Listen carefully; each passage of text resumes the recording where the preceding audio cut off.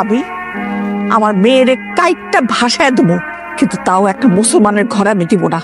আমি না জানতাম না ও হিন্দু, আমি শুধু নামটা জানতাম।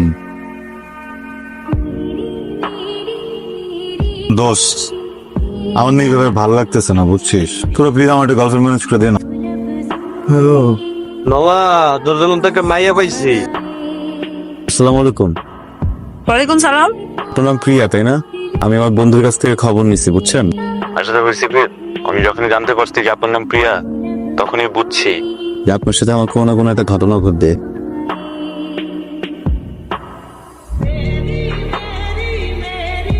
তুই আমার প্রেমিকা দিস ভালো কথা, আর বললি না কেন? ওই মেয়ে অন্য ধর্মে। মামা তুই আমার যে পরিমাণ প্রেশার দিতেছে, আমি তো পুরো ব্যস্ত হয়ে গেছে। আমি আর খোঁজ পাইছি, নাম জানলাম প্রিয়া, আর প্রিয়া নামে ব্যাগের মধ্যে তার লেখা নাই যে সে কোন ধর্ম। আমি কি করবো এটা বল? করতে হবে না, আমি মায়ের ফোন দিয়ে বলতেছি যে সে তো তোমার লাগে আর যোগাযোগ করবো না। আর আমাদের সম্পর্ক তো এখন আর আপনি আপনিতে না, এটা তো তুমি তুমিতে হয়ে গেছে না। আমি কিভাবে ছাড়বো? ওকে ভালো লাগে না কথা বলতে?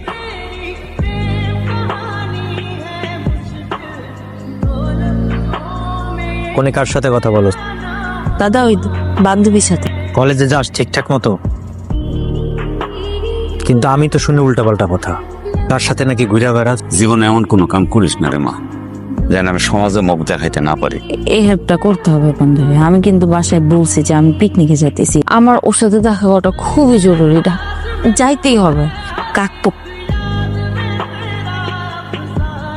হ্যালো হ্যালো, শরীর খারাপ নাকি? তুমি একটু ভিডিও কলে এসো তো।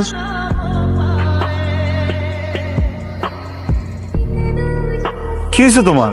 আগে ডাক কিসের? আমার মেয়ে যদি কোনো দোষ না করতো তাহলে কাইটটা টুকরা টুকরা করে গাঙ্গে ভাসায় দিতাম।